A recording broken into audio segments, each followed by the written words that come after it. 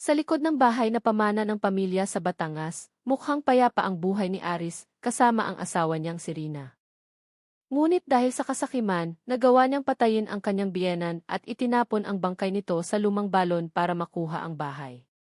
Sigurado siyang perpekto ang ginawa niya hanggang sa nagsimulang magbunyag ng nakakagulat na katotohanan ang mga pulis. Si Aris nga ba ang nag-iisang salarin o may madilim na sikreto na nakatago sa likod ng mga luha ni Rina? Ang hapon sa Batangas ay nagbigay ng malambot na liwanag sa bakura ng isang lumang bahay na mukhang inaalagaan pa rin kahit kupas na ang pintura dahil sa panahon. Sa teras ng bahay na iyon, nakaupo si Aris habang humihigop ng kapeng barako.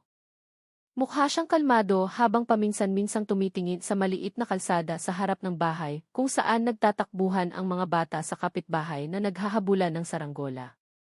Mula sa labas, mukhang payapa ang buhay niya. Isang binatang nakatira kasama ang asawang si Rina sa bahay na pamana ng pamilya. Gayunpaman, sa likod ng katahimikang iyon, may isang bagay na hindi kailanman naging payapa sa puso ni Aris. Hindi lang siya basta nag-enjoy sa kape sa hapon, may maliit na baga na lumalaki bawat araw. Kahit siya mismo ay sinusubukang itago ito. Lumabas si Rina mula sa loob ng bahay dala ang pinggan na mailamang maruya. Ang simpleng pagkakatali ng buhok niya ay nagpapalambot sa mukha niya. Ang munti niyang ngiti ay laging nagpapakalma sa puso ni Aris. Kahit sa likod ng ngiting iyon ay may sugat na hindi niya kailanman ikinuwento. "Mahal, huwag kang tulala," sabi ni Rina habang umuupo sa tabi ng asawa. "Lalamig ang kape mo." Lumingon si Aris, ngumiti ng tipid, saka inilapag ang tasa sa maliit na mesa. "May iniisip lang ako." Wala naman, maikli niyang sagot. Ang totoo, iniisip niya si Mang Berting, ang tatay ni Rina na nakatira pa rin sa bahay na iyon. Kahit malinaw na pamana ng mga magulang ni Rina ang bahay, ang opisyal na pagmamay-ari ay nasa kamay pa rin ni Mang Berting at doon nag-ugat ang pagkabalisa ni Aris. Pakiramdam niya ay hindi pa siya ganap na malaya, tila bisita pa rin siya sa sariling bahay. Hindi nagtagal, narinig ang mabigat na boses mula sa loob ng bahay. "Rina, naibigay mo na ba ang gamot ko?" Kanina pa naghihintay ang tatay. Boses iyon ni Mang Berting. Ang boses na laging nagpapasikip sa dibdib ni Aris. Agad na tumayo si Rina at pumasok sa loob ng bahay.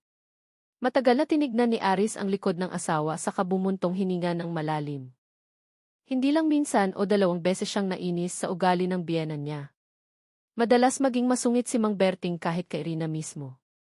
Kahit matanda na, umaasta pa rin ang lalaki na parang padre de pamilya na hindi pwedeng suwayin. Sa loob ng malaking kwarto, nakaupo si Mang Berting sa tumba-tumba habang matalim na nakatingin kay Rina na naghahanda ng gamot sa maliit na mesa.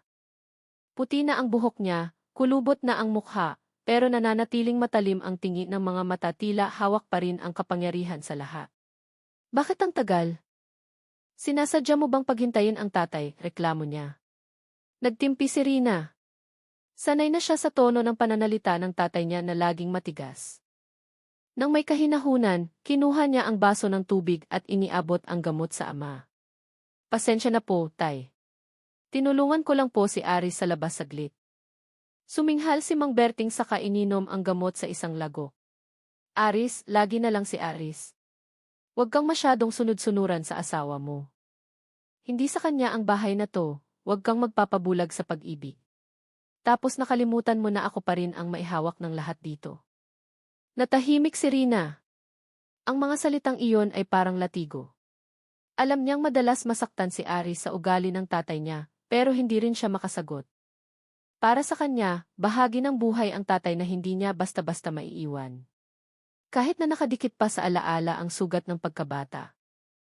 Mula sa pintuan, lihim na narinig ni Aris ang sinabi. Nakakuyom ang kamao, mabigat ang paghinga. Hindi siya pumasok sa kwarto, pero sapat na para marinig ng malinaw kung gaano kababa ang tingin ni Mang Berting sa kanya. Nung gabing iyon, mukhang payapa ang bahay. Malamlam ang ilaw sa sala, habang ang huni ng mga kuliglig sa labas ng bintana ay lalong nagpapatahimik sa gabi. Nakaupo si Aris sa hapagkainan, nakatitig ng blangko sa pinggan na hindi pa niya ginagalaw. Nilapitan siya ni Rina na may pagod na mukha. "Mahal, wag mo nang masyadong isipin ang sinabi ni tatay. Talagang ganun siya magsalita." Lumingon si Aris, malalim ang tingin. Pero Rina, hanggang kailan tayo magtitiis ng ganito? Nakatira ako sa bahay na to, pero araw-araw parang nakikipanuluyan lang ako. Laging nakikialam ang tatay mo. Mahaba na ang pasensya ko, pero hindi ko na kaya.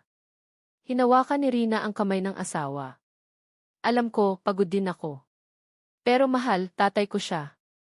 Kahit papaano, may responsibilidad pa rin akong alagaan siya. Huminga ng malalim si Aris. Ayaw na niyang pahabain ang diskusyon. Gayunpaman, sa loob ng puso niya, may ibang boses na nagsimulang lumabas. Isang boses na bumubulong ng mahina pero menusok. Kung wala si Mang Berting, tapos ang lahat ng problema. Magiging iyo ang bahay na to, malaya ka na. Umiling siya, sinusubukang alisin ang isiping iyon. Pero habang sinusubukan niya, lalong lumilinaw ang boses. Kinaumagahan, bumalik sa dati ang sitwasyon sa bahay. Nakaupo si Mang Berting sa teras habang nagbabasa ng dyaryo. Kahit lumalabo na ang mata niya, nagkunwari si Aris na busy sa pag-aayos ng motor sa bakuran. Pero hindi niya mapigilang obserbahan ang biyenan. Rina, ito ang balita tungkol sa lupa sa kabilang bayan. Tumaas ang presyo. Pag-isipan mo, kapag ibinenta ang bahay na to, ang kikitain ay pwede ring gamitin para sa kinabukasan mo. Malakas na sabi ni Mang Berting. Naramdaman ni Aris na kumukulo ang dugo niya. Ibebenta ang bahay. Ang bahay na dapat ay magiging tirahan nila. Hindi na niya kayang pakinggan ang mga plano. Lumabas si Rina, dala ang isang baso ng mainit na tsaa. Tay, wag muna nating pag-usapan. Maraming alaala ang bahay na to. Umiling ng mabilis si Mang Berting. Hindi nakakabusog ang alaala. Ang mahalaga ngayon, maging pera ang asset. At ayaw ng tatay na magkamali ng hakbang.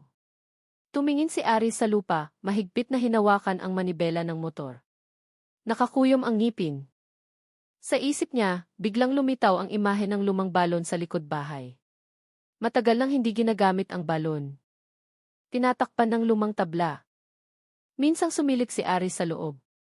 Itim na tubig lang at masangsang na amoy ang nandoon. Ewan kung bakit patuloy na lumilitaw ang imaheng iyon, kasabay ng boses ng biyenan na walang tigil sa pagmamaliit sa kanya. Nang gabi, nung tulog na ang lahat, lumabas si Aris sa likod bahay. Tumayo siya sa harap ng lumang balon na madilim at tahimik. Ang hangin sa gabi ay nagpapagalaw ng mahina sa mga dahon ng saging sa paligid. Matagal siyang tumitig sa balon na tila kinakausap ang kadiliman. Kung nakakapagsalita lang ang balon na to, mahina niyang bulong. Baka maging saksi siya sa lahat ng paghihirap na dinanas ko sa bahay na to. Hinawakan ng kamay niya ang tablang panakip sa balon. Gumapang ang lamig sa balat dahilan para tumindig ang balahibo niya. Natahimik siya ng matagal bago bumalik sa kwarto. Pero naitanim na ang binhi sa isip niya, naghihintay ng oras para lumago. Ang umaga sa lumang bahay na iyon ay nagsimula sa kapaligiran na hindi kailanman naging payapa. Kasusungaw pa lang ng araw, umaawit ang mga ibon sa puno. Pero ang naririnig mula sa loob ng bahay ay ang sigaw ni Mang Berting. Rina, bakit ang lambot ng kanin? Hindi mo ba nilalagyan ng puso ang pagluluto mo, ha? Tahimik lang si Rina na naghahanda ng ulam. Nanginginig ang kamay habang nagsasali ng gulay sa mangkok. Sanay na siya sa matigas na tono ng tatay niya. Gayunpaman, masakit pa rin ang bawat salita. Agad na lumingon si Aris na nakaupo sa hapagkainan. Matalim ang tingin niya sa biyenan.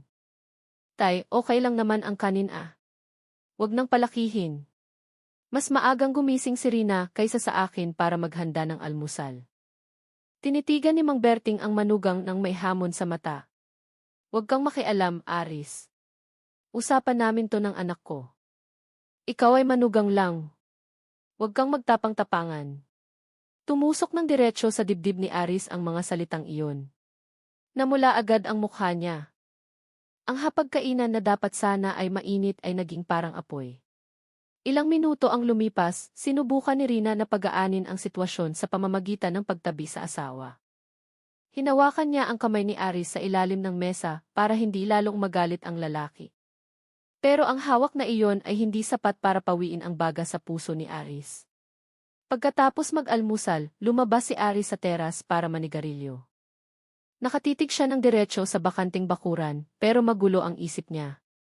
Paulit-ulit sa isip niya ang mga sinabi ni Mang Berting dahilan para sumakit ang ulo niya. Manugang lang, mahina niyang bulong tila inuulit ang nakakasakit na pangungusap. Nagtatrabaho ako araw-gabi para sa bahay na to, pero itinuturing pa ring ibang tao. Nilapitan siya ni Rina na may dalang baso ng tsaa. Mahal, wag mong damdamin ang sinabi ni tatay. Ganyan talaga siya dati pa, matigas magsalita. Mabilis na lumingon si Aris, nangingilid ang luha sa galit. Pero hanggang kailan, Rina? Hanggang kailan ako kailangang maliitin? Lalaki ako. May dignidad ako. Hindi ko na kayang tapakan ng ganito. Yumuko si Rina. Alam niyang tama ang asawa, pero sa kabilang banda, hindi niya kayang isipin na mawala ang tatay niya. Kahit puno ng sugat ang relasyon nila.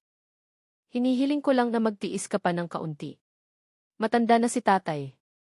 Saka pagdating sa bahay na to, magiging atin din naman to. Natahimik si Aris. Ang mga salitang iyon ay dapat makapagpakalma, pero lalo lang siyang nainis. Alam niyang ang pamana ng bahay ay nasa ilalim pa rin ng kontrol ni Mang Berting. Habang buhay pa ang matanda, pakiramdam ni Aris ay nakakulong ang kalayaan niya. Nang tanghali, umuwi ng maaga si Aris galing sa talyer kung saan siya nagtatrabaho. Naabutan niya si Rina na nakaupo sa sala na malungkot ang mukha. May folder sa mesa na mailamang dokumento. Ano yan? Tanong ni Aris habang binababa ang bag bumuntong hininga si Rina. Kakabigay lang ni tatay, may plano siyang ibenta ang parte ng lupa sa likod bahay.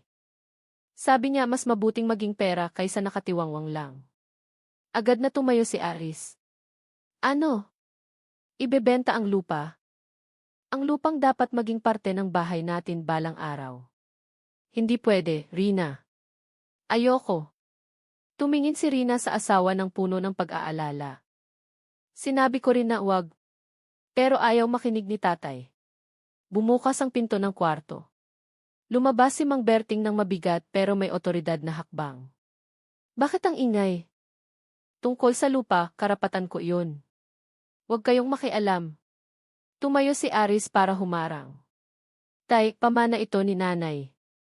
Hindi ba dapat maging kay Rina rin to? Bakit nasa kamay niyo lang ang desisyon? Tinitigan siya ni Mang Berting ng malamig. Huwag mo akong turuan sa mana. Habang buhay ako, nasa ilalim pa rin ito ng kontrol ko. Kung ayaw mo, maghanap ka ng sarili mong bahay. Ang huling pangungusap na iyon ay parang pagsabog ng bomba sa ulo ni Aris. Pakiramdam niya ay winasak ang dignidad niya sa harap mismo ng asawa niya. Nung gabing iyon sa kwarto, hindi makatulog si Aris. Palakad-lakad siya, mapula ang mata dahil sa galit na pinipigil. Nakaupo si Rina sa gilid ng kama, sinusubukang pakalmahin siya. Mahal, please, huwag kang magpadala sa emosyon. Ayokong lagi kayong nag-aaway ni tatay. Baka marinig ng mga tao, maging chismis pa sa kapitbahay. Tumigil sa paglalakad si Aris at matagal na tinitigan ang asawa. Rina, alam mo ba? Ubos na talaga ang pasensya ko. Hindi ko na kayang tratuhin ng ganito. Araw-araw parang anino ako sa sarili kong bahay. Hindi pinapansin, hindi nirerespeto. Tumulo ang luha ni Rina. Niyakap niya ng mahigpit ang asawa. Nakikiusap ako, huwag kang gagawa ng kalokohan. Alam kong nasasaktan ka, pero huwag naman tayong magsisi. Natahimik si Aris sa yakap. Pero sa loob-loob niya, pakiramdam niya ay nakatayo siya sa gilid ng bangin. Isang maliit na hakbang lang, mahuhulog na siya sa dilim. Kinabukasan, lalong uminit ang sitwasyon. Tinawag ni Mang Berting si Rina sa sala habang may hawak na papel. Narinig ni Aris na kakalabas lang ng kwarto. Rina, pirmahan mo to, ito ang plano ng pagbebenta ng lupa. Nakausap na ng tatay ang buyer, sabi ni Mang Berting sa matigas na tono. Nagulat si Rina. Tay, wag muna ngayon. Hindi pa ako handa. Agad na sumingit si Aris. Tay, tama na. Bakit kailangang magmadali? Hindi lang sa inyo ang bahay na to, may karapatan din si Rina. Tinitigan ni Mang Berting si Aris nang may panghahamak. Sino ka sa akala mo, Aris? Nakikitira ka lang dito. Huwag kang madaldal. Kung sa tingin mo tunay kang lalaki, patunayan mo sa pamamagitan ng pagbili ng sarili mong bahay, hindi sa pag-aasa sa mana. Ang mga salitang iyon ay parang kutsilyong humiwa sa dignidad ni Aris. Kinuyom niya ang kamao. Nanginginig ang katawan sa galit. Naging tensyonado ang bahay. Parang nanigas ang hangin. Agad na tumayo si Rina sa pagitan ng dalawa. Tama na, wag na kayong mag-away. Hindi ko kaya kung magpapatuloy kayo ng ganito. Tumalikod si Mang Berting papasok sa kwarto ng mabigat ang hakbang, iniwan ang nakakabinging katahimikan. Tinitigan ni Aris ang likod ng biyenan ang may matinding galit. Sa isip niya, narinig ulit ang boses ng mas malinaw. Habang nandyan si Mang Berting, hindi ka magiging malaya. Kailangan siyang mawala. Bumuhos ang malakas na ulan sa Batangas nung gabing iyon. Paminsan-minsang kumikidlat dahilan para lumiwanag ang langit saglit. Sa lumang bahay, hindi rin maikakaila ang tensyon. Malamlam ang ilaw sa sala, ang tunog ng ulan sa bubong ay naging background ng tensyon na ilang araw nang umiinit. Nakaupo si Aris mag-isa sa hapagkainan. Sa harap niya, isang baso ng kape na kanina pa malamig. Blanko ang mata, pero sa isip niya ay may bagyo na hindi niya mapakalma. Ang mga sinabi ni Mang Berting kaninang tanghali ay patuloy na umaalinggaw-ngaw, nakikitira ka lang. Kung tunay na lalaki, bumili ng sariling bahay, naninikip na naman ang dibdib niya, nanginginig ang kamay sa mesa, gusto niyang takpan ang tenga sa boses na iyon. Pero habang sinusubukan niya, lalong lumalakas ang etyo. Pumasok si Rina na mukhang pagod. Basa pa ang buhok dahil tumakbo siya kanina para isilong ang sinampay sa likod. Tumingin siya sa asawa ng may pag-aalala. Mahal, hindi ka pa natutulog? May pasok ka pa bukas ng maaga. Tinitigan siya ni Aris ng kakaiba at madilim. Rina, hindi ko na kaya. Nasa dulo na talaga ako. Lumapit si Rina, umupo sa tabi niya at hinawakan ang kamay niya. Alam ko, mahal. Pagod din ako. Pero please, wag kang magpapadalos-dalos. Nakikiusap ako, wag naman tayong magsisi habang buhay. Tumulo ang luha sa pisngi niya. Gayunpaman, tahimik lang si Aris. Muling blanko ang tingin. Pakiramdam niya ay hindi na kaya ng mga salita ng asawa na pigilan ang bagyong nagwawala sa loob niya. Hating gabi, malakas pa rin ang ulan. Nakita niyang lumabas si Mang Berting sa kwarto. Naglakad ito ng mabigat papuntang kusina. Hawak ng matandang kamay ang tungkod. Habang ang mukha ay mukhang malungkot. Nakita ni Aris na hindi pa natutulog ang galaw na iyon mula sa sala. Nang walang pag-iisip, sinundan niya ang biyena ng dahan-dahan. Kumabog ang dibdib niya. Tumulo ang malamig na pawis sa sentido kahit malamig ang hangin sa gabi. Sa kusina, kumukuha ng tubig sa pitsel si Mang Berting.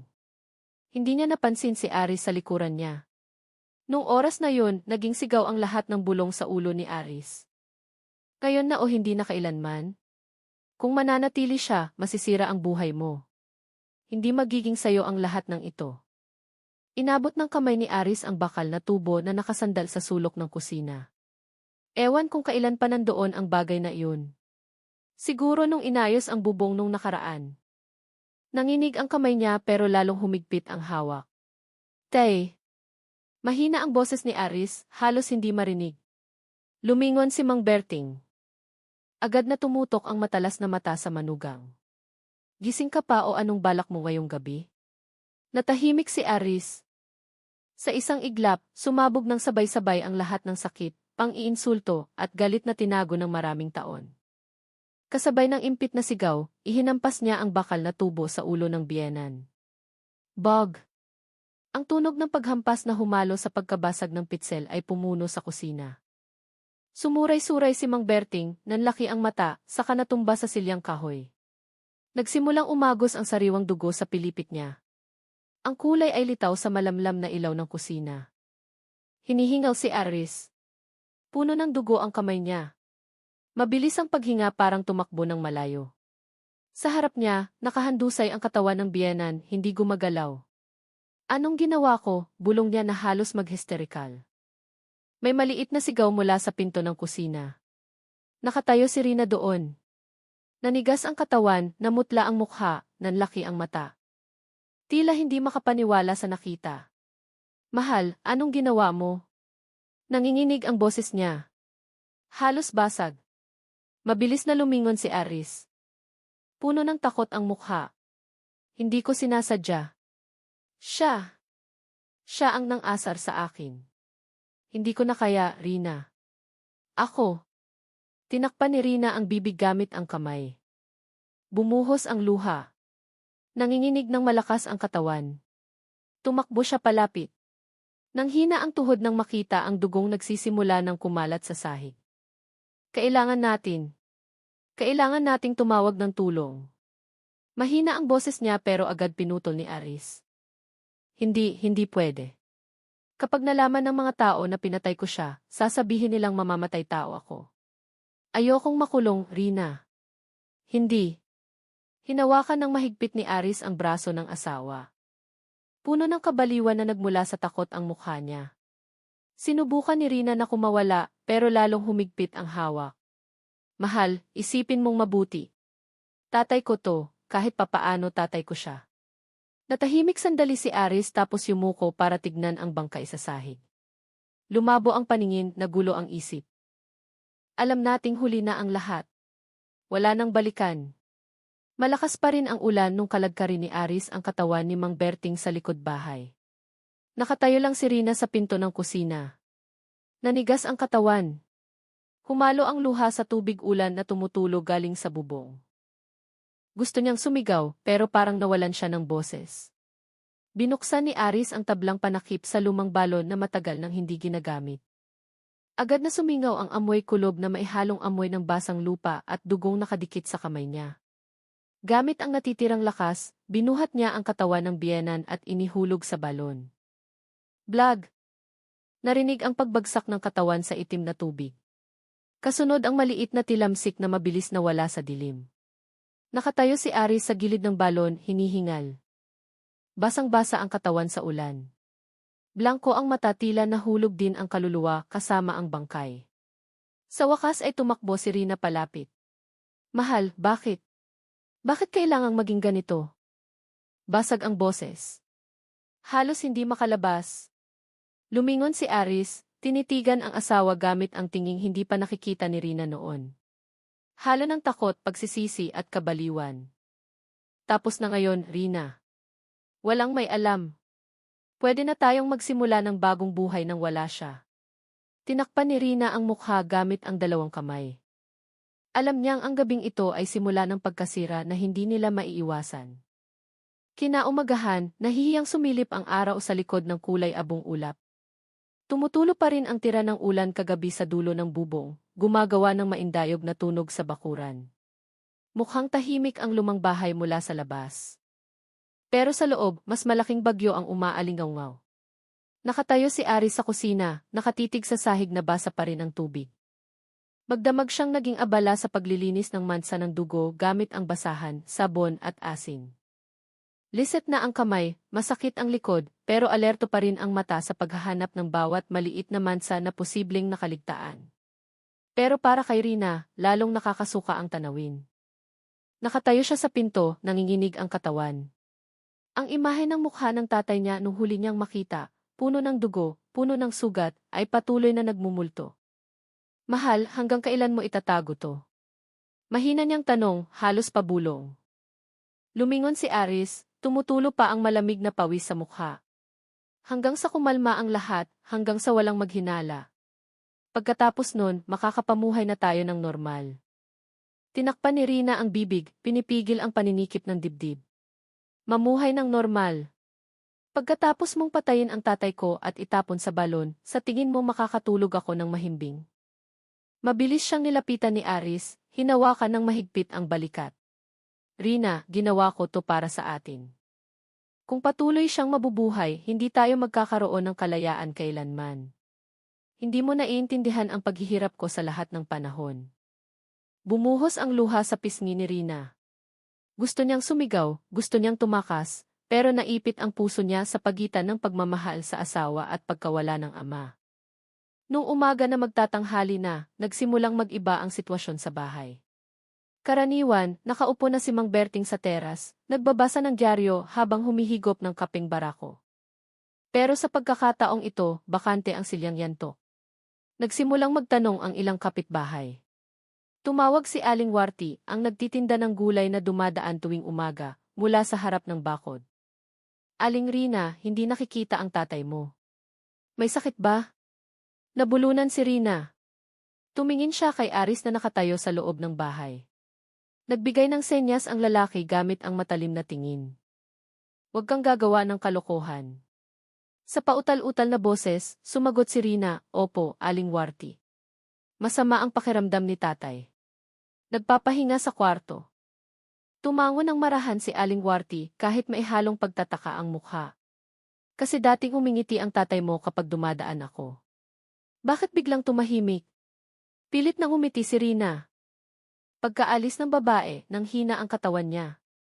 Pakiramdam niya para siyang manika na pinilit magsalita ayon sa utos ng asawa.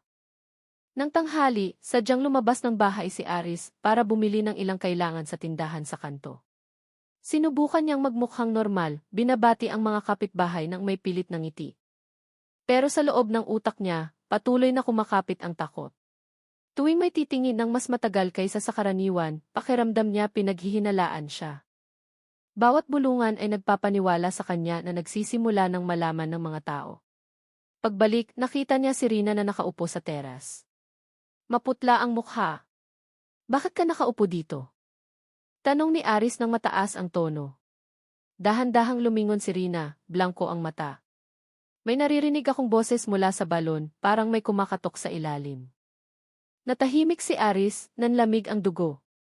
Sumulyap siya sa lumang balon sa likod bahay na sinaraduhan niya ng maigi gamit ang tabla at bato kagabi. Imahinasyon mo lang yan, Rina. Masyado kang takot kaya naghahalusinate ka. Pero umiling si Rina ng mahina. Alam ko ang boses ni tatay. Hindi ako nagkakamali ng dinig. Nilapitan siya ni Aris, lumuhod sa harap niya. Makinig ka. Walang boses. Kung magpapatuloy ka ng ganyan, pwedeng maghinala ang ibang tao. Wag na wag mong ipapakita ang takot mo sa harap nila. Tinitigan ni Rina ang asawa. Muling tumulo ang luha. Pumatay ka na, mahal. Matatakpan mo ang dugo sa sahig, pero hindi mo matatakpan ang boses sa utak ko. Nung hapon, nagsimulang kumalat ang balita. May ilang kapitbahay na dumating para magtanong kung nasaan si Mang Berting. May nagsabing nakita nilang nakabukas ang ilaw sa kusina hanggang gabi. May nakarinig din ng ingay sa gitna ng malakas na ulan. Sinagot ni Aris ang lahat ng mahinahon o nagkukunwari man lang. May sakit si tatay, matanda na, kaya kailangan ng mahabang pahinga. Huwag mag-alala, gagaling din siya. Pero nagsimulang lumaki ang tsismis sa tindahan. Nagbubulungan ang mga tao tungkol sa pagkawala ni Mang Berting. Nadawit ang pangalan ni Aris sa bulungan kahit wala pang naglalakas loob na magbintang ng harapan. Dumating na naman ang gabi. Nakaupo si Rina sa kwarto. Magaang mata. Hindi siya makatulog. Tuwing pipikit, lumilitaw ang mukha ng ama. Nakatitig sa kanya ng blanko. Pumasok si Aris na tensyonado ang mukha. Kailangan nating mag-ingat. Bukas baka mas marami nang magtanong. Kung kailangan, sabihin nating pumunta si tatay sa bahay ng kamag-anak sa probinsya. Tinitigan ni Rina ang asawa ng blanko. Mahina ang boses pero menusok. Mahal, hanggang kailan mo gustong magsinungaling? Hindi pwedeng itago ang bangkay habang buhay. Natahimik si Aris. Sa unang pagkakataon simula nung gabing madugo, wala siyang sagot. Sa labas ng kwarto, umiihip ang hangin ng gabi tila may dalang bulong ng sikreto mula sa balon sa likod. At alam ni Rina na hindi magtatagal, lalabas din ang katotohanan. Ang barangay sa sulok ng Batangas City ay karaniwang puno ng tawanan. Nagtatakbuhan ang mga bata sa makikipot na eskinita, nagtatawagan ang mga naglalako. At tuwing hapon, nakaupo ang mga nanay sa teras ng bahay habang nagkukwentuhan. Pero simula nung mga nakaraang araw, nag-iba ang sitwasyon. Ang pagkawala ni Mang Berting, ang matandang iginagalang dahil sa pagiging strikto pero mabait, ay naging pangunahing usapan. Wala nang nakakakita sa kanya na nakaupo sa paborito niyang silyang yanto. Wala nang mahinang ubo na karaniwang naririnig habang nagbabasa ng dyaryo. Mabilis na kumalat ang tsismis. May nagsabing may malalang sakit si Mang Berting at itinatago ng anak. Mayroon ding mas matapang na bumulong. Baka may masamang nangyari sa bahay na iyon. Naramdaman ni Rina na lalong bumibigat ang pressure. Tuwing lalabas siya ng bahay, binabati siya ng mga tingin na puno ng tanong. Ang ngiti ng mga kapitbahay ay naging tinging mapaghinala. Lalong hindi mapalagay ang loob niya, lalo na't patuloy na minumulto ng guilt. Isang hapon, nakaupo siya sa sala, nakatitig sa bintana ng blanko ang mata. Mula sa labas, narinig ang boses ng dalawang nag-uusap na nanay sa mahinang tono, pero malinaw na umabot sa tenga niya. Alam mo ba, Mer? Hindi ako naniniwalang may sakit lang si Mang Berting. Karaniwan kahit may sakit sumisilip sa teras. Ganon din ang iniisip ko, ang balon sa likod ang baho parang malansa, parang mabango, basta hindi maganda. Spontanyong nilukot ni Rina ang tela sa kamay niya. Bumilis ang paghinga. Kumalat na pala ang amoy. Gusto niyang lumabas at tumanggi, pero nanginginig ng malakas ang katawan niya. Si Aris na kakauwi lang galing sa labas ay nakita agad na putlang-putla ang mukha ng asawa. Bakit na naman, Rina? Mabilis na tanong na nanginginig ang boses. Sumagot si Rina, nagsisimula ng maghinala ang mga tao, mahal. Naamoy na nila ang amoy galing sa balon. Tinitigan siya ni Aris ng matalim tapos naglakad papunta sa kusina, kumuha ng sigarilyo, sinindihan ng nanginginig ang kamay. Relax, mamayang gabi sasaraduhan ko ulit ng maigi ang takip ng balon. Walang maglalakas loob na lumapit. Pero, sa kaibuturan ng puso niya, alam niyang hindi magtatagal ang kasinungalingan. Nung gabing iyon, mukhang madilim ang langit. Tanging maputlang buwan ang nakabitin ng malamlam. Naglakad si Aris sa likod bahay dala ang maliit na bareta. Umupo siya malapit sa lumang balon, sinubukang dagdagan ang mga batong pantakip. Pero nung yumuko siya, umihip ng malakas ang hangin na lumikha ng tunog na parang sutsot mula sa madilim na butas. Saglit na kinilabutan si Aris, tumindig ang balahibo. Ang tunog ay parang mahinang bulong. Tila may tumatawag sa pangalan niya mula sa kailaliman. Aris. Nagulat siya, agad na tumayo ng tuwid. Hinihingal. Imahinasyon ko lang yun, bulong niya. Nagmamadali niyang pinagpatong-patong ang mga bato, tapos tinakpan ng lupa at tuyong damo para magmukhang natural. Pero hindi niya namalayan. Mula sa bintana ng kwarto, pinapanood ni Rina ang bawat galaw niya. Lalong naging malungkot ang mukha. Tila ba ang pantakip ay lalong nagpabigat sa kalooban niya. Kinabukasan, lalong umingay ang barangay sa bagong balita. Isang batang nagangalang Seno ang nagkwento sa nanay niya habang naglalaro ng saranggola malapit sa bahay ni Aris, nakaamoy siya ng masangsang na amoy mula sa likod ng bahay. Kinumpirma rin ng ibang bata. Sabi nila, tuwing dadaan sa bakod malapit sa balon, sumisingaw ang malansang amoy na halong bulok. Kumalat ang kwento sa tindahan, sa palengke, tapos bumalik sa pandinig ng mga matatanda na lalong na curious. Nang hapon, dalawang lalaking kapitbahay, sina Mang Samin at Mang Budi, ang naglakas loob na lumapit sa bahay ni Aris. Nagpanggap silang bumabati tapos naghanap ng rason para tumayo ng mas matagal sa bakuran. Aris, kumusta ang tatay mo? Abat ang tagal nang hindi nakikita tanong ni Mang Samin habang naniningkit ang mata. Sinubukan ni Aris na maging kalmado. Nagpapahinga sa loob ang tatay, Mang Samin. Mahina ang katawan kaya hindi makalabas ng bahay. Tumango ng marahan si Mang Budi pero pasulyap-sulyap sa likod bahay. Inamoy niya ng mahina tapos nagtakip ng ilong gamit ang kamay. Parang ang baho ng balon mo. Parang may bangkay ng hayop na nahulog sa loob. Kumabog ng mabilis ang dibdib ni Aris. Pinilit niyang ngumiti. Baka pusa o daga na namatay. Mamayang gabi lilinisin ko. Tinapik ni Mang Samin ang balikat ni Aris habang tumatawa ng tipid. O siya sige, Aris. Ang mahalaga wag mong hayaang mag-isip ng kung ano-ano ang ibang kapitbahay. Madaling gumawa ng chismis ang mga tao ngayon. Tumango si Aris kahit nananatiling tensyonado ang mukha. Pagkaalis ng dalawa, pumasok siya sa bahay nang mabilis ang lakad. Sa sala, nakaupo si Rina ng naninigas. Narinig niya ang lahat. Sa boses na halos hindi marinig, sinabi niya, mahal, kapag binuksan talaga nila ang balon na yan, tapos na tayo. Hinampas ni Aris ang kamay sa mesa. Hindi ko hahayaang mangyari yun. Wala silang rason para pumasok sa bakuran natin. Kailangan lang nating magtiis pa ng konti. Magiging payapa rin ang lahat. Pero parang walang laman ang mga salitang iyon. Hindi kapayapaan ang naghihintay sa kanila, kundi mas malaking bagyo. Bumalik ang gabi. Sa labas ng bakod ng bahay, ilang kabataan ang nagbubulungan habang nakaturo sa balon. Narinig na nila ang tsismis mula sa mga magulang nila at kuryosidad ang nagtulak sa kanila para lumapit. Pero bago pa sila makahakbang palapit, biglang umilaw ng maliwanag ang ilaw sa bakuran. Nakatayo doon si Aris nakatingin sa kanila nang nanlilisik ang mata. Anong ginagawa niyo dito?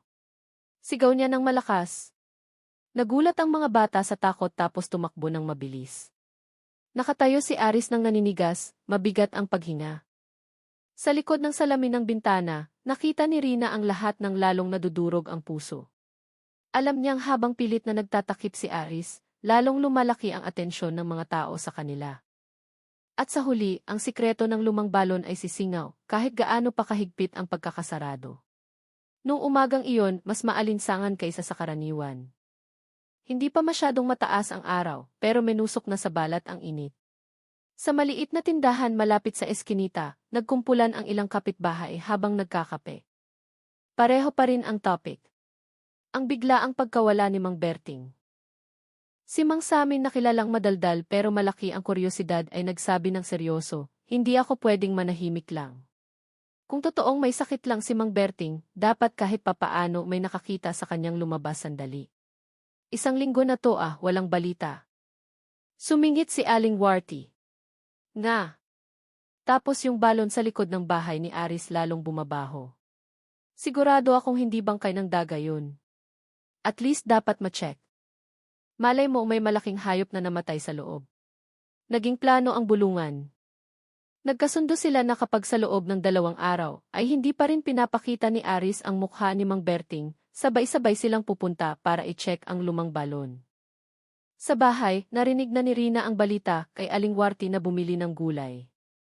Pagkaalis ng kapitbahay, pumasok agad siya sa kwarto na namumutla. Tinitigan siya nang may pagdududa ni Aris na katatapos lang maghugas ng kamay galing sa paglilinis ng bakuran. Anong problema mo, Rina? Masungit niyang tanong. Napalunok si Rina. Nagsisimula ng magplano ang mga tao na buksan ang balon, sabi nila sobrang tapang na ng amoy. Natahimik sandali si Aris tapos naglakad ng pabalik-balik. Tumutulo ang malamig na pawis sa sentido niya. Buwisit, sinaduhan ko na ng mahigpit. Imposibleng may makaalam. Tinitigan ni Rina ang asawa gamit ang mga matang puno ng pag-aalala. Pero totoo ang amoy. Naaamoy ko rin gabi-gabi, mahal. Hanggang kailan natin sila mapipigilan? Kapag nagpumilit sila, mabubunyag ang lahat. Tinitigan siya ni Aris ng matalim tila gustong patahimikin ang mga salita. Kailangan nating maging mas matalino. Kung gusto nilang buksan ang balon, kailangan nating magkaroon ng rason para pigilan sila. Pero anong rason? Giit sa nanginginig na boses. Natahimik si Aris. Pagkabalisa. Alam niyang ang pagbabawal ay lalo lang magdadagdag ng hinala.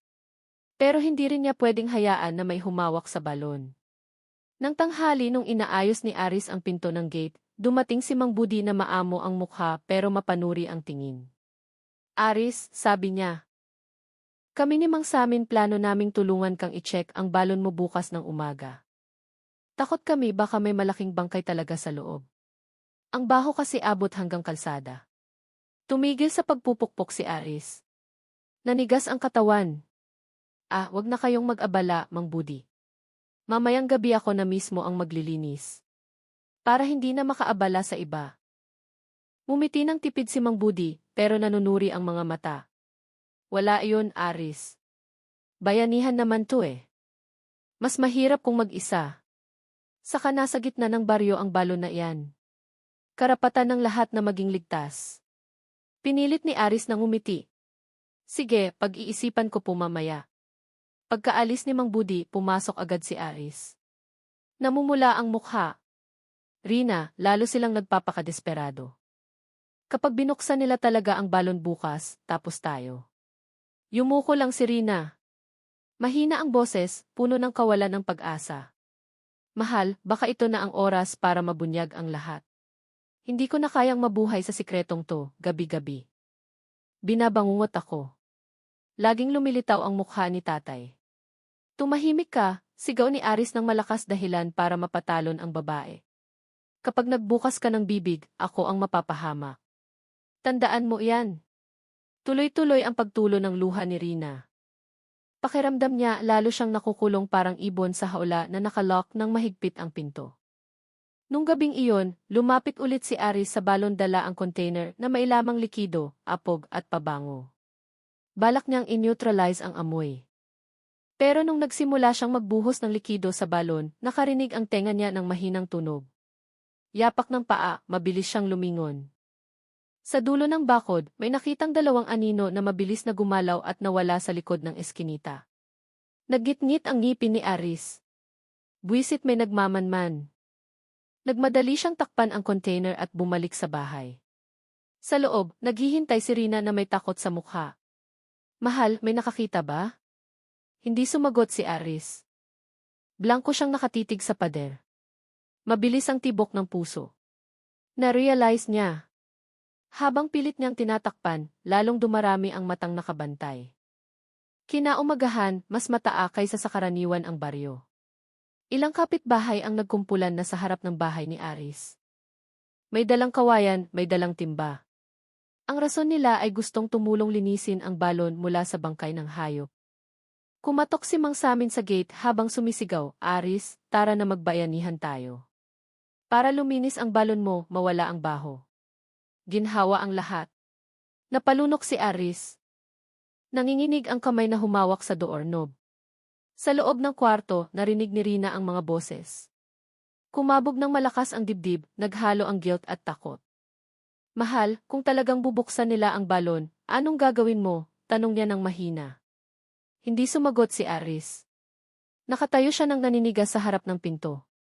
Pinapakinggan ang boses ng mga residente na lalong lumalakas sa pagdedemand. Sa puso niya alam niya ang isang bagay. Ang araw na ito ay posibleng maging huling araw na nakabaon ang sikreto niya sa loob ng balon. Puno ng ingay ang baryo sa Batangas nung umagang iyon. Mahigit 10 residente ang nakatayo sa harap ng bahay ni Aris. Ang iba ay may dalang timba, mahabang kawayan, may dala ring flashlight. Ang rason ay bayanihan. Pero sa totoo lang, kuryosidad ang nagtulak sa kanila na pumunta. Si Mang Samin na simula pa lang ay pinakamaingay ay sumigaw ng malakas, Aris. Buksan mo na ang gate. Linisin nating sabay-sabay ang balon. Nakakabulabog na sa baryo ang baho. Sa likod ng pinto, nakatayo si Aris na putlang-putla. Mahigpit ang hawak sa doorknob. Mabilis ang tibok ng puso. Nakatayo si Rina hindi kalayuan sa kanya. Nanginginig ang katawan. Puno ng luha ang mukha. Mahal, please, wag mong hayaang buksan nila ang balon. Bulong ni Rina. Lumingon si Aris ng may galit na tingin. Sa tingin mo ba gusto ko, pero kapag pinagbawalan ko, lalo silang maghihinala. Lalong lumakas ang katok sa gate. Aris, wag mong dedmahin. Bayanihan to, kasali lahat. Huminga ng malalim si Aris at sa wakas ay binuksan ang gate. Pilit ng ngiti ang nasa mukha niya. Pasensya na, katatapos ko lang maligo. O sige, kung gusto niyong tumulong, sige lang. Sabay-sabay na pumasok ang mga residente. Ang iba ay dumiretso sa likod bahay sa direksyon ng lumang balon na matagal nang hindi ginagamit. Mukhang nakakatakot ang balon. Maayos na ang pagkakasalansa ng mga batong pantakip ni Aris, pero nakakalusot pa rin ang masangsang na amoy na menusok sa ilong ng sinumang lumapit. Tinakpan ni Mang Budi ang ilong gamit ang tela. Sus Mariosep. Ang tapang ng amoy. Siguradong may malaking bangkay. Tumango si Mang Samin at kasama ang 2 pang tao ay sinimulan nilang ilipat ang mga batong pantakip. Ang tunog ng pagkiskis ng bato ay nagpabilis lalo sa tibok ng puso ni Aris. Nakatayo siya sa likuran. Tensyonado ang mukha, balisa ang mata. Nakatayo si Rina sa mas malayo, yakap ang sarili, tila gustong maglaho sa mundo. Nang maalis ang huling takip, sumingaw agad ang baho. Umatras ang lahat habang nakatakip ng ilong. Ang iba ay muntik ng masuka. Diyos ko, hindi ito amoy patay na daga. Iba to, sabi ng isang binata na namumutla. Kumuha ng flashlight si Mang Budi at itinutok sa loob ng balon. Ang malabong tubig sa loob ay mukhang itim na itim at mailumulutang sa ibabaw. Ang bagay na iyon ay maputla at maga na may hugis na parang kamay ng tao. Biglang tumahimik. Nanlaki ang mga mata. Nanginig ang mga katawan. Masyaala. Kamay iyon. Bulong ng isang nanay. Sumigaw si Rina ng histerikal at tinakpan ang mukha gamit ang dalawang kamay. Muntik na siyang matumba kung hindi inalalayan ng kapitbahay. Natahimik si Aris. Tumulo ng husto ang pawis, nanigas ang dila, hindi makapagsalita kahit isang salita. Agad na tumakbo si Mang Samin sa kalsada. Bilis report sa pulis. Hindi ito bangkay ng hayop, bangkay ito ng tao. Ilang kabataan ang tumakbo papunta sa pinakamalapit na police outpost. Ang ibang residente ay nanatiling nakakumpol sa paligid ng balon. Ang iba ay nagbubulungan, ang iba ay nakatingin kay Aris ng may hinala. Lumapit si Mang Budi kay Aris. Ipaliwanag mo to. Sino ang nasa balon? Nautaw si Aris. Hay! Hindi ko alam. Baka tagalabas. Baka may nahulog sa balon ng patago. Pero marupok pakinggan ang mga salita niya. Walang naniwala. Samantala, tuloy sa pag-iyak si Rina. Basag ang boses. Diyos ko, tatay, tatay. Ilang tao ang lumingon agad sa kanya. Ang mga salitang iyon ay lalong nagpainit ng sitwasyon. Narealize ng lahat na ang bangkay sa loob ng balon ay malaki ang posibilidad na si Mang Berting, ang tatay mismo ni Rina. Baka bangkay to ni Mang Berting. Sigaw ng isa mula sa umpukan. Dahil sa boses na iyon, nagkagulo ang mga residente. Naging sigawan ang mga bulungan. Ang tingin nilang lahat ngayon ay nakatuon kay Aris. Hindi nagtagal, narinig ang sirena na papalapit. 2 pulis mobile ang huminto sa harap ng bahay. Agad na pumasok ang mga pulis para ayusin ang gulo at sinimulang inspeksyonin ang balon ayon sa protocol. Isang senior police officer, si Inspector Dante, ang tumitig kay Aris ng matalim. Nakatanggap kami ng report na may bangkay ng tao sa balon na to, totoo ba? Napalunok si Aris. Namumutla. Kakaalam ko lang din po, sir. Kanina nahanap ng mga residente. Tumango ang pulis at nag-utos sa evacuation team. Bumaba ang ilang miyembro gamit ang special equipment. Maingat nilang inangat ang isang bagay mula sa loob ng balon. Nang makita na ng malinaw ang bangkay sa ibabaw, nagpigil ng hininga ang lahat ng residente. Magana ang katawan ng matandang lalaki. Halos hindi na makilala ang mukha. Pero nagbigay ng palatandaan ang suot na damit. Si Mang Berting yun. Sumigaw ulit si Rina. Paos ang boses. Tatay. Diyos ko, tatay. Lalong nagkagulo ang mga residente. Ang bulungan ng paratang ay diretso kay Aris. Siguradong siya ang may gawa. Sino pa kundi ang manugang mismo? Agad na pinakalma ng mga pulis ang sitwasyon. Tinitigan ni Inspector Dante si Aris ng malalim. Aris, pansamantala sumama ka sa amin sa presinto para kunan ng pahayag. Sinubukan ni Aris na tumanggi. Pero, sir, wala akong alam. Hindi ako ang may gawa nito. Pero walang pakialam ang mga pulis. 2 miyembro ang humawak agad sa braso niya, dinala siya sa sasakyan. Humagulgol lang si Rina nang hina ang katawan. Nang umalis ang pulis mobile, nagkukumpulan pa rin ang mga residente sa harap ng bahay. Nakakatakot ang atmosphere, walang tigil ang bulungan. Para sa kanila, nasagot na ang misteryo. Natagpuan na rin sa wakas ang bangkay ni Mang Berting. Pero para kina Aris at Rina, simula pa lang ito ng mas malaking sakuna. Malamig at kulob ang interrogation room ng police station sa Batangas. Kumukurap-kurap ang neon light na nagdagdag sa nakakatakot na pakiramdam ng sinumang nakaupo sa silyang bakal sa gitna ng kwarto. Nakaupo si Aris na nakaposas ang kamay sa mesa. Maputla ang mukha, sayo ang mata. Basang-basa ng malamig na pawis ang sentido, kahit na nakabukas ang aircon sa harap niya. Nakaupo ang lalaking matipuno ang katawan at matalas ang tingin. Si Inspector Dante, senior investigator na matagal nang kilala sa pagiging istrikto at bihirang magkamali sa pagbasa ng kilos ng suspect. Aris, kalmado pero menusok ang boses ni Inspector Dante. Natagpuan ang bangkay ng biyenan mong si Mang Berting sa balo ng sarili mong bahay. Paano mo ipapaliwanag yun? Yumuko si Aris. Hi. Hindi ko alam, sir. Sumpaman, nagulat din ako nung nakita ng mga residente ang bangkay. Kinatok ni Inspector Dante ang mesa gamit ang daliri. Gulat o nagkukunwaring gulat? Huwag kang maglaro. Nahanap namin ang bakas ng batong pantakip sa balon na maayos ang pagkakasalansan. Imposibleng tagalabas ang gumawa nun. Malinaw na gawa iyon ng tao sa loob ng bahay. Nabulunan si Aris. Sinubukan niyang pigilan ang panik. Tinakpan ko lang po yung balon, sir. Kasi matagal nang hindi ginagamit.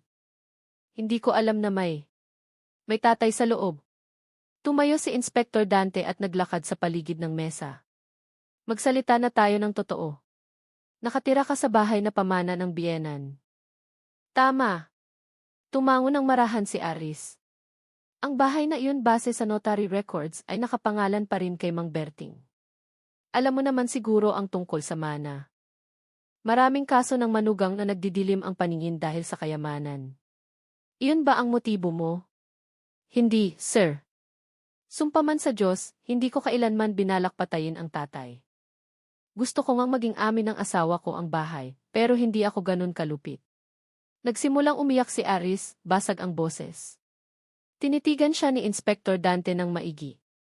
Ang pag-iyak na iyon ay pwedeng sinseridad, pwede ring drama. Ilang minuto ang lumipas sa katahimikan.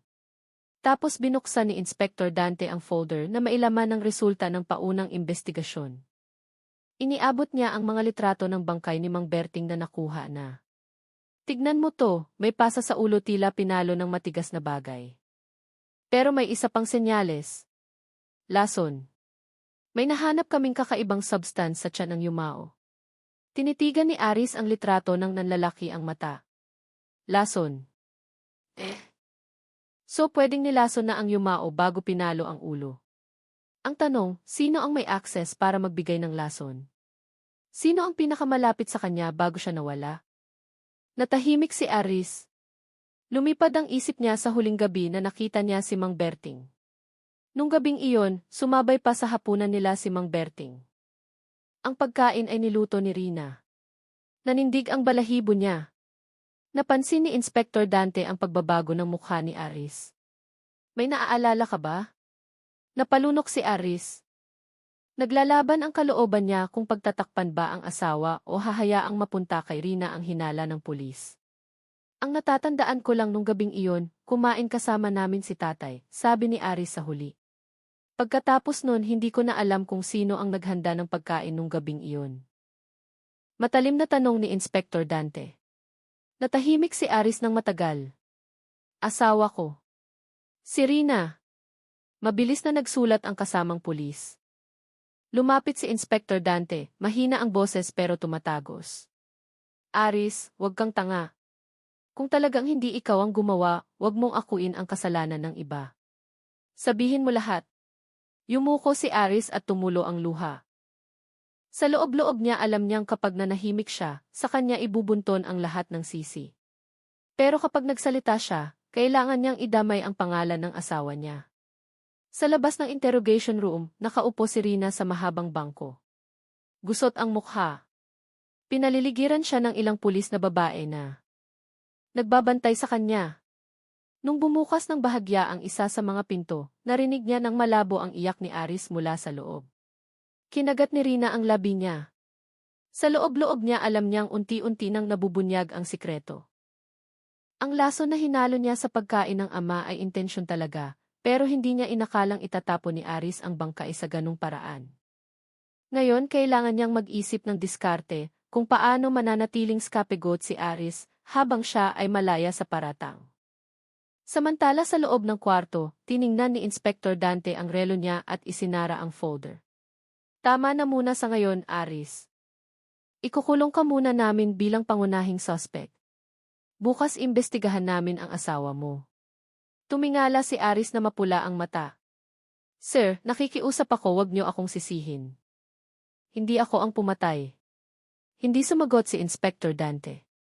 Lumabas siya ng kwarto at iniwan si Aris na umiiyak mag-isa sa loob.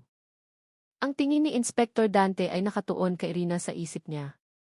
Alam niyang ang kasong ito ay higit na mas komplikado kaysa sa simpleng manugang na pumatay ng biyenan para sa mana. Mas tahimik ang interrogation room sa pagkakataong ito. Walang kumakatok na daliri sa mesa, walang malakas na boses mula sa investigador.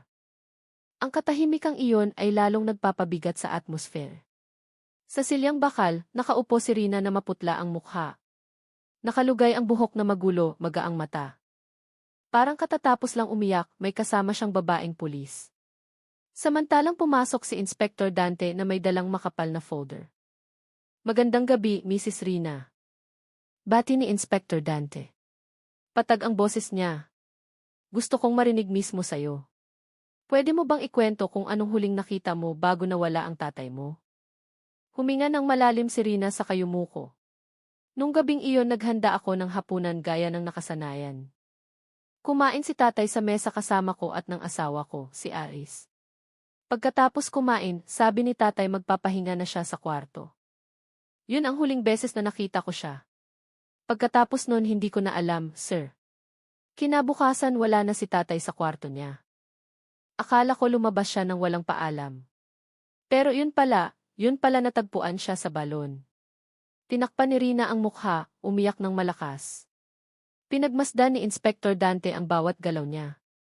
Mukhang natural ang pag-iyak, pero may bagay na masyadong pulido sa paraan ng pagkukwento ni Rina. Hinintay niyang humupa ang iyak bago nagsalita ng mahina, Mrs. Rina, may nahanap kaming bakas ng lason sa katawan ng yumaong. Sa initial result, posibleng pumasok ang substance sa pamamagitan ng pagkain. Natahimik si Rina. Biglang tumigil ang iyak niya, tila sinampal ng mga salitang iyon. Ikaw lang ba ang naghanda ng pagkain nung gabing iyon? Tanong ni Inspector Dante ng mariin. Tumango ng marahan si Rina. Opo, pero walang kakaiba, sir. Nagluto ako gaya ng dati at wala akong idinagdag. Kumain din ako ng pagkaing iyon. Talaga ba? Dumukwang si Inspector Dante. Kasi sabi ng asawa mo ikaw ang huling naghanda ng pagkain para sa yumao. Tinitigan siya ni Rina tapos dahan-dahang umiling. Hindi, sir. Yung totoo nung gabing iyon, si Aris ang tumulong sa kusina. Nagpumilit siyang maghanda ng sopas para kay tatay. Sabi niya, para mas mapalapit sa kanya, nagluto lang ako ng ibang ulam. Mabilis na nagsulat ang investigador dahil sa pangungusap na iyon. Tinaas ni Inspector Dante ang kilay.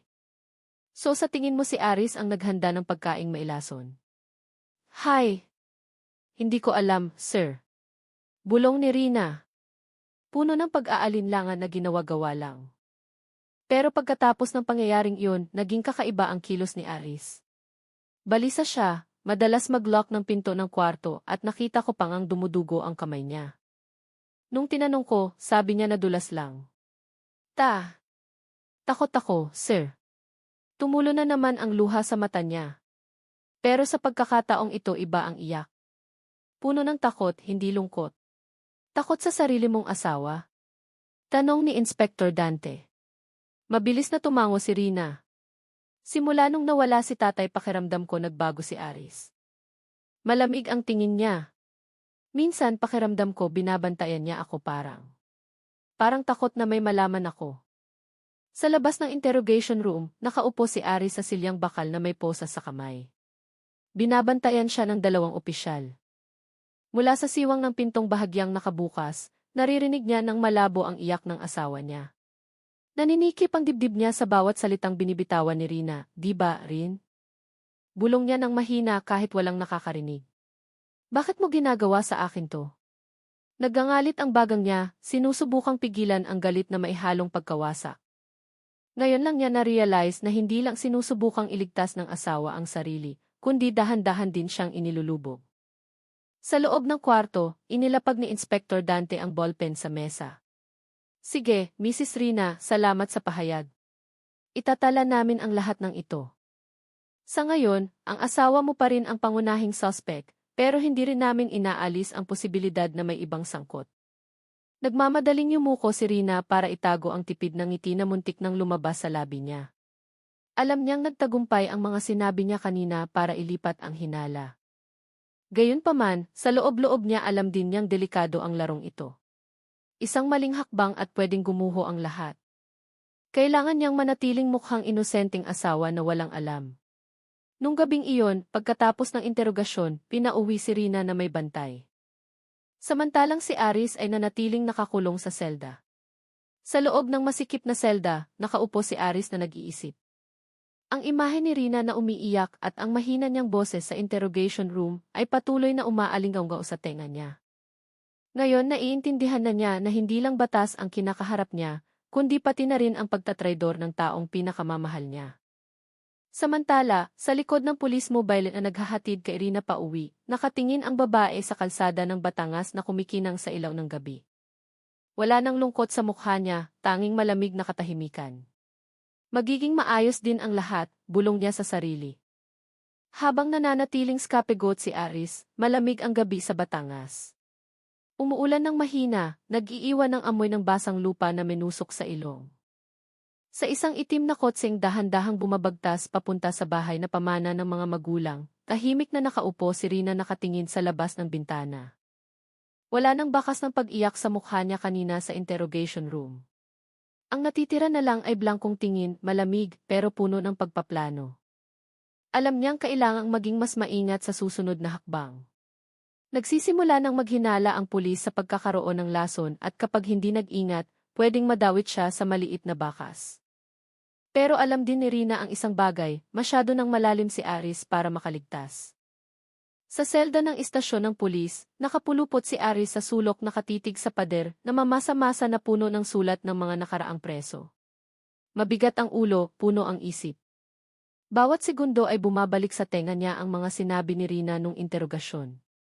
Si Aris ang naghanda ng pagkain. Mukha siyang balisa. Takot ako sa sarili kong asawa. Naggalit ang bagang ni Aris. Ang tuso mo rin.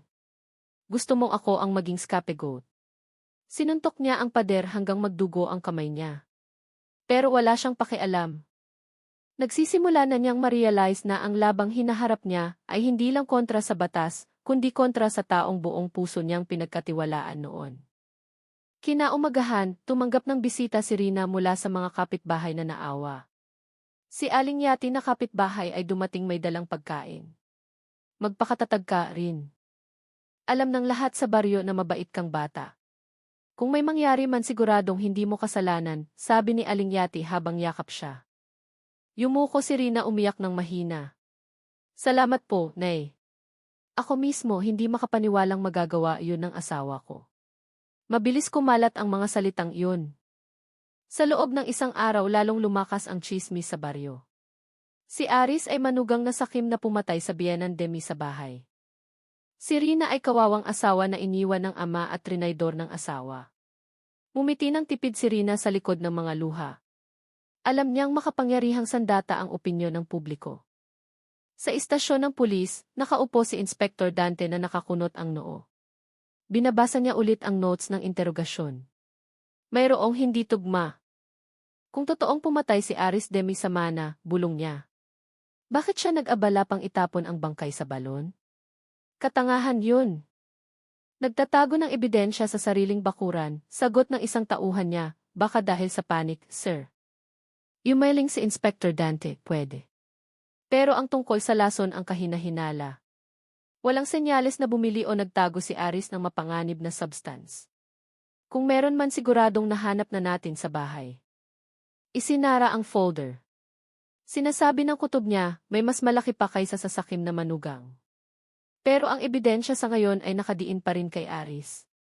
Nang gabi, nakaupo si Rina sa sala nakatitig sa lumang litrato nila ni Aris. May panahon na nagtatawanan sila ng sabay, may simpleng pangarap, namumuhay ng payapa. Pero para kay Rina, nawasak ang lahat ng iyon simula nung patuloy siyang i-pressure at maliitin ng tatay niya simula pagkabata. Hindi mo ako kailanman itinuring na anak, tay, bulong niya nanginginig ang boses. Ngayon wala ka na at ikaw, Aris. Kailangang ikaw ang sumalo ng resulta. Ikaw ang gagawin kong pambayad. Nagsulat siya ng kung ano sa isang maliit na notebook. Ang sulat na iyon ay hindi lang basta paglalabas ng saloobin, kundi planadong hakbang para maging star witness sa paglilitis. Idiin si Aris gamit ang testimonya tungkol sa lason para maniwala ang mga residente at pamilya na puno ng galit si Aris simula pa. lang. Isinara ni Rina ang notebook at itinago sa ilalim ng drawer ng vanity table. Ngumiti siya ng malamig. Sa kabilang banda, ipinatawag na ulit si Aris sa interrogation room. Pagod ang katawan, mapungay ang mata. Matagal siyang tinitigan ni Inspector Dante. Aris, sabi ni Inspector Dante, sinabi ng asawa mo na ikaw ang naglagay ng lason sa pagkain nung gabing iyon. Paano mo itatanggi? Natahimik si Aris. Ang totoo ay si Rina ang nagluto, pero tuwing naaalala niya ang mukha ng asawa, nagkakaroon ng pagdududa. Tila hindi pa handa ang puso niya na isakripisyo ang babaeng minahal niya noon. Ako. Hindi ko ginawa yun, sir. Galit nga ako kay Mang Berting, pero hindi ko siya nilason kailanman. Sumpaman, naningkit ang mata ni Inspector Dante. Kung ganun, sino? Huwag mong hayaang isakripisyo ang sarili mo. Hinawakan ni Aris ng mahigpit ang kamay niya. Tumulo ang luha. Alam niyang ang isang salita ay pwedeng bumaliktad sa kaso. Pero ang salitang iyon ay nangangahulugang isasakripisyo si Rina. Samantala, sa labas ng istasyon ng pulis, naayos na ni Rina ang susunod na hakbang. Kinausap niya ang isang lumang kakilala ng tatay niya, isang elder sa baryo na nagngangalang Mang Tasyo. Tay, nakikiusap ako na mag-testify kayo mamaya na madalas mag-away sina tatay at Aris. Alam naman ng lahat na hindi sila magkasundo, di ba? Sabi ni Rina na nagpapaawa ang mukha. Tumango ng marahan si Mang Tasyo. Madalas nga silang mag-away. Sige, Ineng, kung makakatulong yan sa'yo, magkukwento ako sa harap ng hukom. Nagpasalamat si Rina at umuwi ng magaan ang loob. Isa-isa nang humihigpit ang lambat na inilatag niya sa lig ni Aris. Nung gabing iyon, bumulong si Aris sa sarili sa selda. Kailangan kong mabuhay. Kailangan kong maghanap ng paraan para lumabas ang katotohanan. Pero malayo sa bahay, nakangiti ng may kasiyahan si Rina. Tumatakbo ang laro ayon sa plano at alam niyang habang lalong sinusubukan ni Aris na ipagtanggol ang sarili, lalo siyang naipit. Dumating ang araw ng paglilitis. Puno ng mga usiserong residente ang Hall of Justice sa Batangas. Kumalat na kung saan-saan ang balita tungkol sa pagpatay kay Mang Berting, naging mainit na usapan sa mga tindahan, palengke. Hanggang eskwelahan.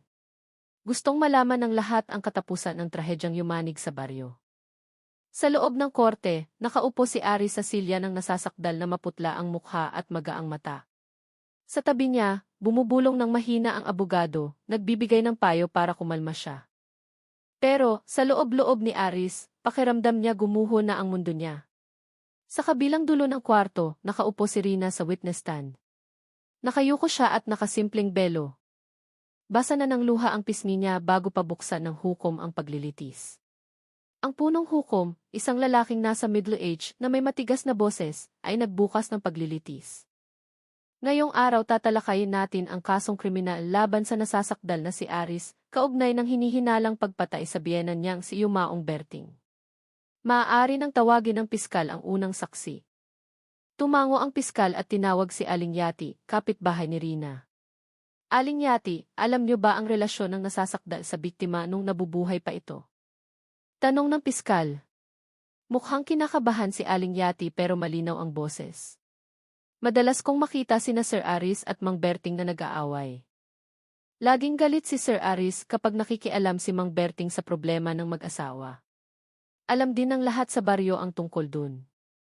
Narinig ang bulungan mula sa mga manunood, kinatok ng hukom ang maso para humingi ng katahimikan. Susunod na saksi, Mang Tasyo. Pumunta sa harap. Mang Tasyo, close kayo ng Yumaong. Opo, matagal ko na siyang kaibigan. Alam kong madalas siyang magreklamo tungkol sa manugang niya. Sabi niya naghihintay lang daw si Aris ng mana ng bahay, hindi kailanman nirespeto ang biyenan. Dahil sa mga salitang iyon, napayuko si Aris. Masakit sa dibdib. Gusto niyang sumagot, pero pinigilan siya ng abogado, sumenyas na tumahimik. Sa huli, tinawag na si Rina. Lahat ng mata ay nakatingin sa kanya. Mabagal siyang naglakad papunta sa witness stand. Puno ng luha ang mukha. Nagsimula ang piskal sa malambot na boses tila nakikiramay. Mrs. Rina, pakikwento po sa korte kung anong nangyari nung huling gabi kasama ang tatay niyo. Huminga ng malalim si Rina bago nagsimulang magsalita sa nanginginig na boses. Nung gabing iyon naghanda ako ng hapunan. Nakaupo si tatay sa mesa kasama kami ni Aris. Sabi ni Aris gusto niyang ipaghanda ng sabaw si tatay. Para daw mas mapalapit sila. Naniwala lang ako. Hindi ko alam na mailason pala ang sabaw. Nabasag ang boses ni Rina. Dahil sa pag-iyak niya, marami sa korte ang naiyak din pagkakain nang hina si tatay. Nagpanik ako, pero pinalayas ako ni Aris papasok ng kwarto. Takot na takot ako, Your Honor. At simula nung gabing iyon, nawala na si tatay. Tumingin ang piskal sa hukom ng may kumpiyansa. Malinaw, Your Honor, hindi lang sakim na manugang si Aris, kundi sala rin din na malamig na nagplano ng pagpatay. Tumayo ang abogado ni Aris para subukang magtanong pabalik. Mrs. Rina, nakita niyo ba mismo na nilagyan ni Aris ng lason ang? Yumuko si Rina, tuloy ang agos ng luha. Hindi, pero pagkatapos noon nagbago ang ugali ni Aris. Balisa siya, marahas at ako. Natatakot ako na baka saktan din niya ako. Lalong umingay ang bulungan. Lahat ng tingin kay Aris ay puno ng paratang. Biglang tumayo si Aris, basag ang boses. Hindi kasinungalingan yan. Rina, bakit mo ginagawa to? Alam na alam mo kung sino ang naghanda ng pagkain nung gabing iyon. Pinalo ng hukom ang maso ng malakas. Nasasakdal. Umupo ka. Kontrolin mo ang sarili mo. Napaupo si Aris. Bumuhos ang luha niya. Alam niyang walang saysay ang mga salita niya sa gitna ng entablado ng testimonya na inayos ng mabuti ng asawa niya. Sa sumunod na sesyon, iprinisinta ng piskal ang ebidensya ng autopsy result. Your Honor, natagpuan ang katawan ng biktima na may bakas ng organic poison na hindi madaling makuha. Kahit na agnas na ang bangkay dahil itinago sa balon, nadedetect pa rin ang lason. Pinatutunayan nito na may intensyong pumatay, hindi aksidente. Nagdagdag ng pahayag si Inspector Dante na dumalo bilang expert witness investigator. Nakatagpo nga kami ng lason pero hanggang ngayon hindi pa namin mahanap ang eksaktong pinanggalingan ng lason sa bahay ng nasasakdal. Pero lahat ng circumstantial evidence kasama ang testimonya ng saksi ay tumuturo sa nasasakdal. Tumingin si Aris kay Inspector Dante ng may pag-asa. Alam niyang may pagdududa pa rin ang investigador. Pero batas ang nagsasalita base sa ebidensya, hindi base sa kutob lang. Lalong uminit ang paglilitis. Humingi ang piskal ng mabigat na parusang habambuhay na pagkakabilanggo para kay Aris. Samantalang patuloy na sinusubukan ng abogado ni Aris na ipakita ang mga butas, walang ebidensya ng pagbili ng lason. Walang direct eyewitness at malabo pa rin ang totoong motibo. Gayunpaman, masyadong malakas ang luha ni Rina at testimonya ng mga residente. Nahatulan na ng publiko sa loob ng korte si Aris, bago pa man pumalo ang maso ng hukom. Nakayuko na lang si Aris. Paulit-ulit sa isip niya ang malalamig na salita ni Rina kahit sinabi ng umiiyak. Takot ako sa sarili kong asawa. Sa labas ng korte, nagkukumpulan ang mga reporter. Lumabas si Rina na mukhang nagdadalamhati, sinalubong ng simpatya ng mga tao. Kawawa naman si Mrs. Rina. Napakalupit ng asawa. Ganon ang naririnig na bulungan. Samantala, dinala pabalik si Aris sa police mobile na nakaposas ang kamay.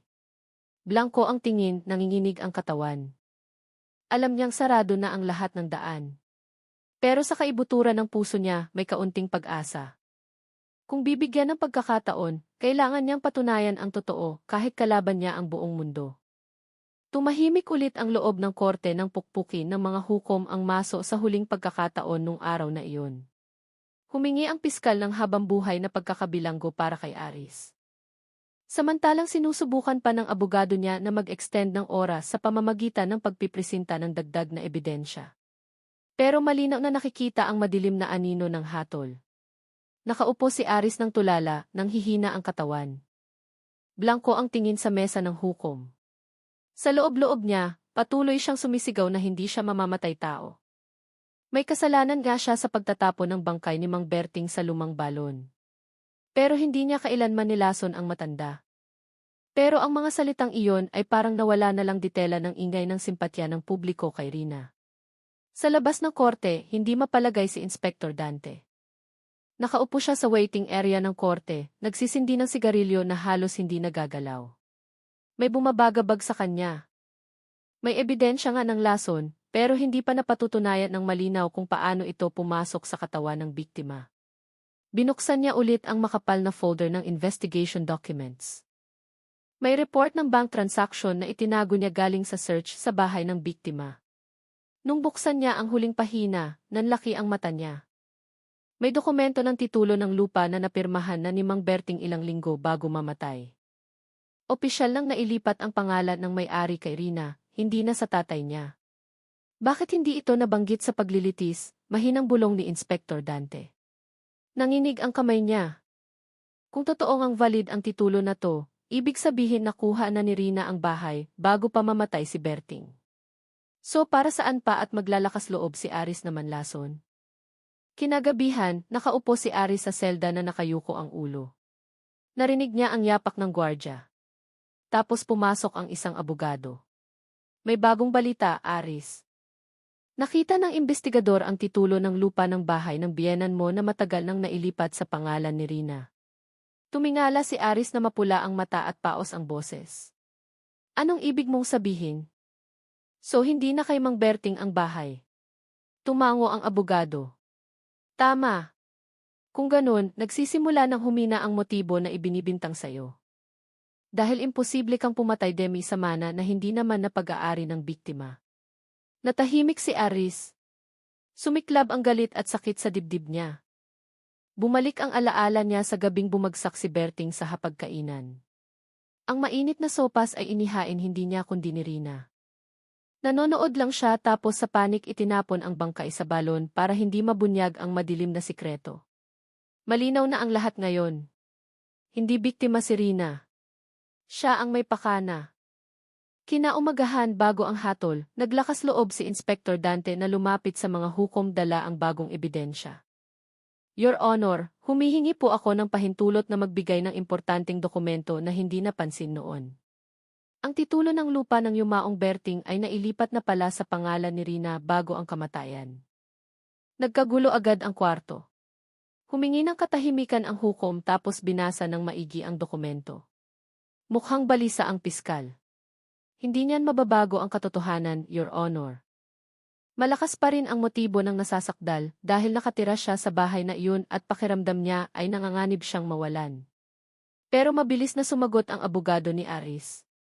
Sa halip, lumalabo ang motibo.